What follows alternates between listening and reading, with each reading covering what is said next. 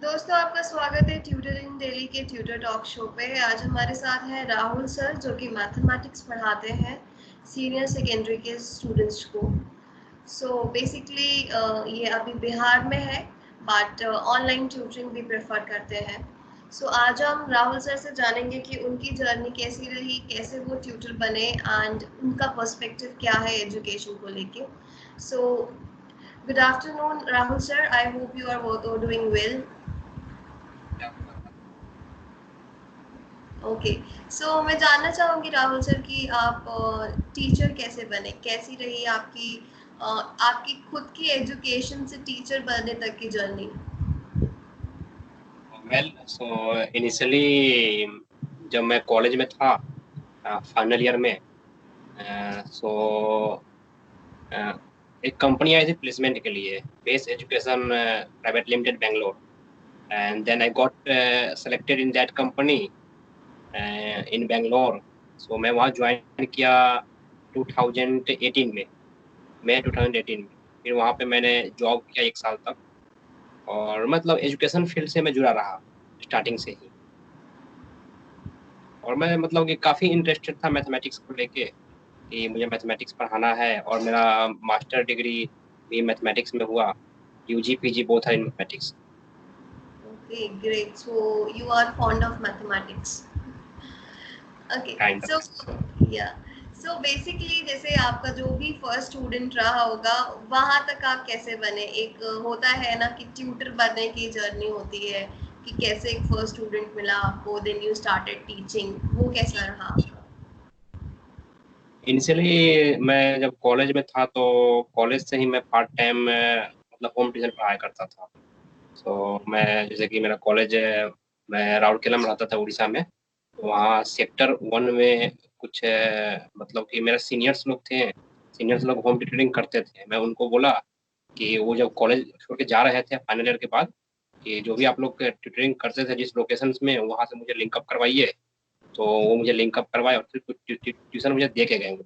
फिर मैं वहाँ से मैं पढ़ाना स्टार्ट किया और 3 साल तक पढ़ाया कॉलेज में, जब तक था तब तक।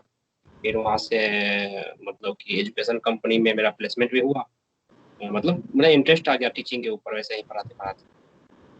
सो बेसिकली अभी करंटली आप सिर्फ ट्यूटरिंग करते हैं या साथ में आपका कोई और भी प्रोफेशन है? अभी मैं प्रिपरेशन में आईएएस की तैयारी करता हूँ अभी, ग्रेट। सिविल सर्विसेज की। ओके, दैट्स तो ग्रेट दैट आपके पास बहुत सारी नॉलेज है। Kind of. ओके। सो अभी जो करंट सिनेरियो चल रहा है उसके लिए आपके क्या सजेशंस है? जैसे अभी कोविड सिचुएशन चल रही है, सो ऑनलाइन एजुकेशन जो है वो इंडिया के लिए काफ़ी न्यू है एंड थोड़ा सा एक एक्सेप्टेंस में टाइम लगेगा। तो उसके लिए आपको क्या सजेशंस है पेरेंट्स के लिए, स्टूडेंट्स के लिए, टीचर्स के लिए भी, कि किस तरह से डील करना चाहिए इस सिचुएशन को? बिकॉज अभी सिर्फ ऑनलाइन ट्यूटरिंग ही एक पॉसिबल वे है कि स्टडीज हैम्पर ना करें। Yeah, definitely. Actually, because of this pandemic, education should not stop. कुछ भी स्टॉप हो जाए, जैसे कि बहुत लोग अभी काफ़ी प्रॉब्लम में हैं, और स्टूडेंट काफ़ी सफ़र कर रहे हैं। वो लोग मतलब कि डबल प्रॉब्लम सफ़र कर रहे हैं। एक तो उनका पेरेंट्स का प्रॉब्लम है, और एक उनका खुद का कैरियर है। तो वैसे में उनको ऑब्वियसली टीचर्स लोग को हेल्प करना चाहिए, और ये तभी पॉसिबल है जब उनका ऑनलाइन स्टडी जारी रहे। वैसे में तो अभी कब खुलेगा कुछ भी सर्टेन नहीं है, लेकिन अगर किसी का भी लाइफ का 1 ईयर अगर चला जाता है तो फिर वापस नहीं आएगा। और काफ़ी मतलब कि 1 साल गैप होने के बाद, या फिर कुछ भी होने के बाद, कुछ भी टाइम गैप होने के बाद, वो टाइम वापस नहीं आएगा उसके लिए। तो एजुकेशन हमेशा कंटिन्यू होते रहना चाहिए उनके लिए। और अभी के कॉम्पिटिटिव टाइम में सभी पढ़ रहे हैं, सारे स्टूडेंट पढ़ रहे हैं, जो जो भी कॉम्पिटिटिव बच्चे हैं। तो उनसे उनको कम्पीट करने के लिए बाकी सारे स्टूडेंट को भी अपना स्टडी नहीं छोड़ना चाहिए, और कंटिन्यू करते रहना चाहिए।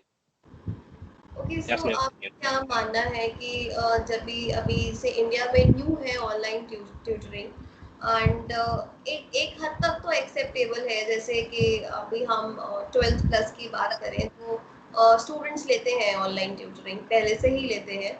बट एक एक्चुअली हम बात करें अगर प्राइमरी और मिडिल स्टूडेंट्स की 8 तक के बच्चों की, तो उनको अभी आदत नहीं है इस चीज़ की, तो बहुत सारे चैलेंजेस आते होंगे टीचर्स को भी। तो उस सिचुएशन में किस तरीके से हैंडल करना चाहिए ताकि डिस्टरबेंस ना हो, या बच्चे को वैसा ही समझ में आए जैसा वो नॉर्मली स्कूल में पढ़ता है। वेल इसके लिए थोड़ा पेरेंट्स को कोऑपरेट करना पड़ेगा। हम पेरेंट्स को ट्रेनिंग देंगे कि छोटे बच्चों को थोड़ा कोऑपरेट करें, जो एपर्टस के साथ जो भी टेक्निकल स्किल्स है उसके लिए एक वेबिनार रख सकते हैं, स्टूडेंट्स स्टूडेंट्स का अलग से और पेरेंट्स का अलग से, कि वो कैसे इस चीज़ों को डील कर पाते हैं, जो भी इश्यूज आ रहे हैं ऑनलाइन प्लेटफॉर्म से डील करने में। लाइक जैसे कि प्रॉपरली सेटअप कैसे कर पाएंगे, क्या क्या इक्विपमेंट चाहिए, स्टडी एड क्या क्या चाहिए, वो सब हम प्रोवाइड करा सकते हैं स्टूडेंट को और पेरेंट्स को बोल के, like that. Okay. And mathematics का क्या आपका कहना है, क्योंकि मैथमेटिक्स एक ऐसा सब्जेक्ट है जिसमें एक्चुअली लाइक सभी ट्यूटर्स बिलीव करते हैं एंड पेरेंट्स भी कि साथ में बैठ के ज़्यादा समझ आता है, तो इस सब्जेक्ट के लिए क्या कहना है आपका ऑनलाइन ट्यूटरिंग पे? या मैथमेटिक्स में लाइक ऑनलाइन ट्यूटरिंग में थोड़ा मतलब कि मैं रियलिटी बता रहा हूँ, थोड़ा प्रॉब्लम्स हो रही है। जैसे कि फिजिकल क्लास में थोड़ा अच्छा होता था, जैसे मैं अपना एक्सपीरियंस शेयर कर रहा हूँ, जैसे ऑनलाइन क्लास भी मैं भी ले रहा हूँ और फिजिकल क्लास भी मैं लिया हूँ। अभी थोड़ा प्रॉब्लम्स फेस करना पड़ रहा है, क्योंकि क्या हो रहा है कि अभी ऑनलाइन क्लास में मैं बच्चों का एक्सप्रेशन नोट नहीं कर पा रहा हूँ। वैसे वीडियो ऑन रहता है उनका, लेकिन स्टिल मैं सबको नहीं एट ए टाइम वन किसी एक को ही देख सकता हूँ, और लाइक सेटिस्फेक्शन वो नहीं मिल पा रहा है। लेकिन स्टिल अभी के टाइम पे हम कुछ नहीं कर सकते हैं, अभी वो क्लास कंटिन्यू करना ही है एनी हाउ। और जहाँ तक मैथमेटिक्स का सवाल है, so obviously it's very interesting to learn and to teach. And आप देखेंगे कि बहुत सारे स्टूडेंट्स जो ट्यूशन करते हैं वो काफ़ी टाइम मैथमेटिक्स को देते हैं, जिसको इंटरेस्ट है काफ़ी टाइम मैथमेटिक्स में। ये नहीं कि अगर वो सेल्फ स्टडी करते हैं तो आधा से ज़्यादा टाइम वो मैथमेटिक्स को ही देते हैं अपना क्वेश्चन सॉल्व करने में। और मेरा मानना है कि जिसका मैथमेटिक्स स्ट्रांग होता है उसका बाकी सारा सब्जेक्ट भी स्ट्रांग होता है। ओके। सो सर, और एक बात जानना चाहूँगी कि अभी आज आपने मेंशन किया कि you are a post graduate in mathematics, so काफ़ी साल हो गए, आपने भी एजुकेशन बहुत साल तक ली है। एंड एक्चुअली एजुकेशन का कोई एज नहीं होता है, बट एक एजुकेशन सिस्टम में लाइक जब हम लोग जाते हैं ना, तो एक पॉइंट होता है जहाँ हमें लगता है कि ये चीज़ थोड़ी सी चेंज हो जाए अगर हमारे इंडिया के एजुकेशन सिस्टम में, तो ज़्यादा बेटर नॉलेज मिलेगी, ज़्यादा बेटर से करियर सेटअप हो पाएगा। वो ऐसा कौन सा पॉइंट है जो आपको लगता है कि चेंज होना चाहिए इंडिया के एजुकेशन सिस्टम में? हाँ डेफिनेटली। मतलब कि अभी जो एजुकेशन सिस्टम का नेटवर्क है मेनली एट सेकेंडरी लेवल, जो भी कॉम्पिटिटिव टाइम है अभी के टाइम पे, बहुत सारे कोचिंग इंस्टीट्यूट ऐसे हैं जो कि अपने बिजनेस पर्पस को फॉलो करते हैं। और मतलब स्टूडेंट को क्या मिल रहा है, उनको क्या फायदा हो रहा है, वो उस पर फोकस नहीं करते हैं, अपना बिजनेस देखते हैं। और स्टूडेंट्स को वही प्रोवाइड करते हैं जो उनको अच्छा लगता है, मतलब उसको वो प्रोवाइड नहीं करते जो उनको चाहिए। क्योंकि रियलिटी में जो कंटेंट है, लाइक कोई भी, मैं साइंस बैकग्राउंड की बात कर रहा हूँ, जो कंटेंट है उनको अगर सही मायने में पढ़ाया जाए तो मतलब काफी मेच्योर है। और जो स्टूडेंट मेच्योरिटी के साथ पढ़ाई करेगा तो उसको बहुत बहुत जल्दी सक्सेस मिलेगी। लेकिन मैं क्या देखता हूँ कि कोचिंग इंस्टीट्यूट्स या फिर कोई भी ऑर्गेनाइजेशन है, वो वही कंटेंट प्रोवाइड करता है स्टूडेंट्स को जो उनको अच्छा लगे, जो काफी फैंसी हो। But at the end student को सक्सेस नहीं मिलता है। और वैसे भी मतलब कि 1000 के भीड़ में अगर 5-10 को सक्सेस मिल रहा है तो वो अपने दम पे लाता है, ना कि कोचिंग इंस्टीट्यूट के दम पे लाता है। तो मेरा यही मानना है कि जो भी कंटेंट देना हो रियलिटी में दो, चाहे वो कितना भी बीटर क्यों ना हो। मतलब एक्चुअल में बीटर नहीं है, इंटरेस्टिंग काफी है, बट रियलिटी को देना चाहिए, ना कि फैंसी चीजें प्रोवाइड करनी चाहिए। Okay, great. सो आप फिर किस तरीके से प्रेफर करते हैं अपने स्टूडेंट्स को पढ़ाना? क्या आपका मेथड है टीचिंग का?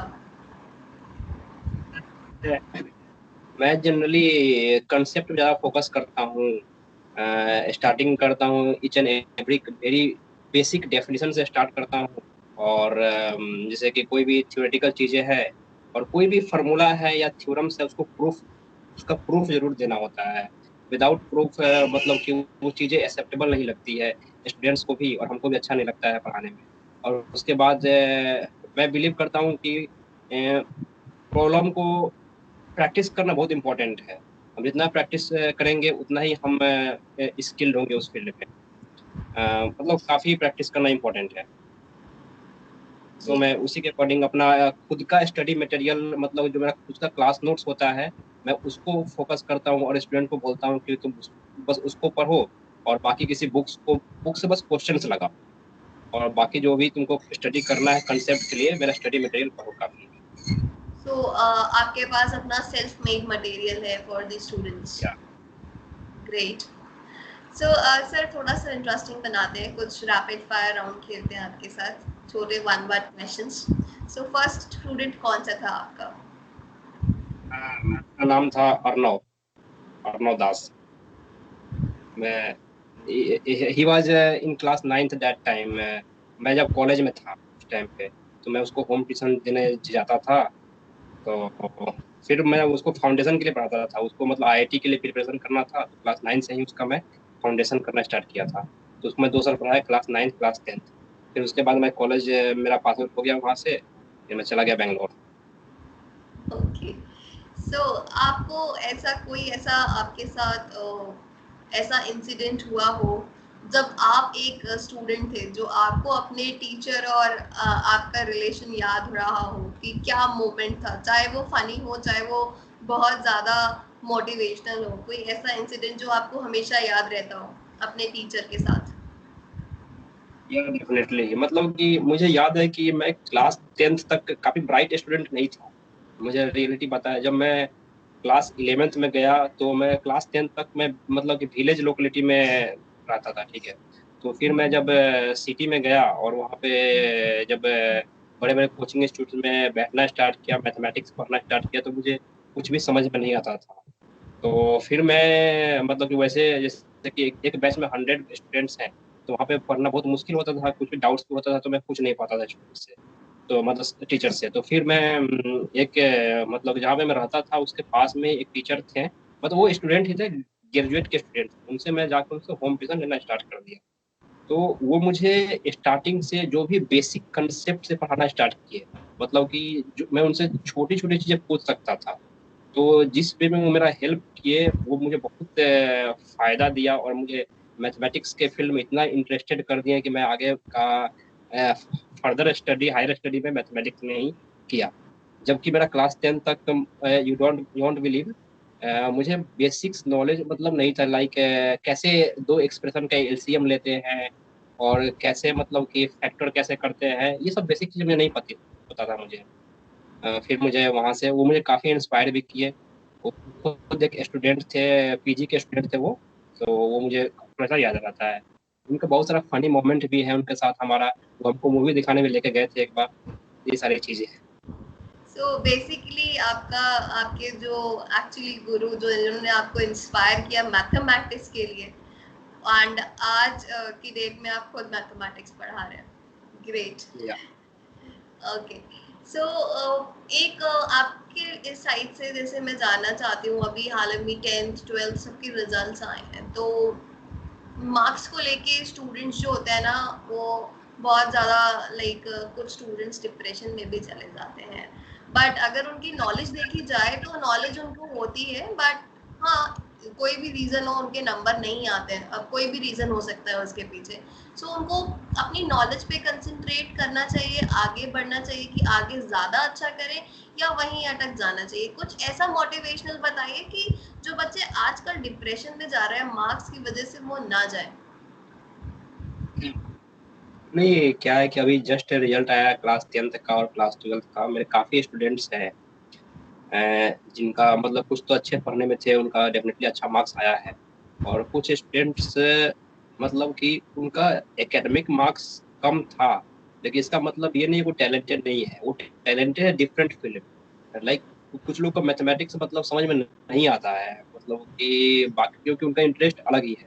एक स्टूडेंट थी मेरी जो कि मतलब उसको डांस में काफी ज्यादा इंटरेस्ट था, और यू वोंट बिलीव उसका मैथ्स में, वो मैथ्स मेरे से पढ़ती थी, उसका मैथ्स में लाइक 40 मार्क्स आया, ओनली 40 मार्क्स आया है। तो प्रैक्टिकल मार्क्स के अकॉर्डिंग उसको मतलब रिपीट करना पड़ेगा वो सब्जेक्ट फिर से। बट उसका 6 सब्जेक्ट था तो उसको मतलब पास डिक्लेयर किया गया।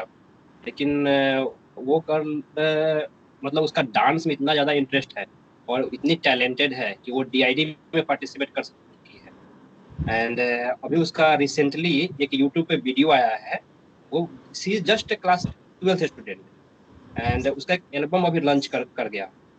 सो उसको मैथ्स नहीं आता है, लेकिन वो इतनी टैलेंटेड है कि she she will be a star in future. So similarly बहुत सारे स्टूडेंट्स हैं जिनको मतलब कि एकेडमिक सब्जेक्ट से थोड़ा सा प्रॉब्लम होता है, लेकिन वो लाइफ में सक्सेस करते हैं। रिसेंटली एक ट्वीट भी आया था आर माधवन का 58% क्लास 12th में मार्क्स आया था, but he is a very good star, very superstar. So ये मैटर नहीं करता है कि मार्क्स कितना आता है, बट अगर किसी को इंटरेस्ट है तो ऑब्वियसली हर किसी को कोशिश करना चाहिए कि हम अपना एकेडमिक्स अच्छा रखें। एट द सेम टाइम मैं भी ये भी बोलना चाहता हूँ कि मैं ये नहीं बोल रहा हूँ कि जिसका जो गुड, जो अच्छे होते हैं पढ़ने में, वो मतलब टैलेंटेड मतलब कि अदर फील्ड में टैलेंटेड नहीं होते हैं, वो भी अदर फील्ड में भी टैलेंटेड होते हैं। कुछ लोग मल्टी टैलेंटेड होते हैं जो कि हर कुछ कर लेते हैं। तो किसी को भी डीमोटिवेट नहीं होना चाहिए जिसका मार्क्स कम आ गया तो। और पेरेंट्स को कैसे रिएक्ट करना चाहिए? जैसे पेरेंट्स बहुत ज़्यादा एम्फेसिस देते हैं कि मार्क्स बहुत अच्छे होने चाहिए, एंड प्रेशर बन जाता है एक स्टूडेंट्स के ऊपर। एंड कभी कभी ऐसा भी होता है कि जो एक स्टूडेंट या बच्चे का किड का स्किल होता है ना, एक अपना पर्सनल स्किल होता है, वो सिर्फ पढ़ाई को फोकस करने पे, या एक पढ़ाई को फोकस तो एग्जैक्टली सब करते ही हैं, बट एक प्रेशर जो होता है ना, जो ऊपर से आता है, उसकी वजह से वो दब जाते हैं। तो पेरेंट्स को इस चीज को कैसे हैंडल करना चाहिए? एक्चुअली पेरेंट्स को सबसे बड़ी चीज तो किसी से अपने अपने मतलब कि चाइल्ड को किसी से कंपेयर नहीं करना चाहिए। ये सारा प्रेशर आता है कंपैरिजन से। किसी और चाइल्ड को देखते हैं कि उनका बेटे का मार्क्स कुछ ज्यादा आ गया, लाइक शर्मा जी का बेटा एंड दिस स्टफ। सो उनका मार्क्स ज्यादा आ गया तो मेरे बेटे का भी आना चाहिए। लेकिन ऐसा कंपैरिजन करने से एक्चुअली होता है क्या, स्टूडेंट के ऊपर एक प्रेशर क्रिएट होता है। और अगर स्टूडेंट उस प्रेशर को, उस मतलब गोल को अचीव नहीं कर पाता है तो काफी मतलब मेंटल डिप्रेशन होता है एक स्टूडेंट के ऊपर। सो मैं पेरेंट्स को ये बात देना चाहूंगा कि वो कंपेयर ना करें और अपने खुद के बेटे और बेटी को, खुद का टैलेंट को देखें और उनको देखें कि वो क्या करना चाहते हैं, उनका क्या कहाँ पे इंटरेस्ट है, तो उनको वहाँ भेजना चाहिए। Thank you sir. सो आपका जाने से पहले आपसे पूछना चाहूंगी, आपके स्टूडेंट्स के लिए गुरु मंत्र क्या रहता है? हम्म, मेरे स्टूडेंट के लिए जस्ट मैं एक चीज बोलता हूँ, practice practice practice, that's it. As per mathematics, practice या प्रैक्टिस प्रैक्टिस। ग्रेट। बहुत अच्छा लगा सर आपसे आज बात करके। सो दोस्तों, आज हमने बात की है राहुल सर से, जो बेसिकली मैथमेटिक्स पढ़ाते हैं सीनियर सेकेंडरी के स्कूल्स को। सो अभी ये बिहार में है, एंड अगर if you are in any city, आप इनसे ऑनलाइन ट्यूटरिंग ले सकते हो फिर भी। सो ये बेसिकली ऑनलाइन ट्यूटरिंग पे बहुत ज़्यादा बिलीव भी करते हैं, एंड हाँ, मैथमेटिक्स के हैं, सो होम ट्यूटर्स भी देते हैं जहाँ पे ये जब होते हैं, जैसे ये उड़ीसा में भी पढ़ा चुके हैं और अभी तो फिलहाल बिहार में है।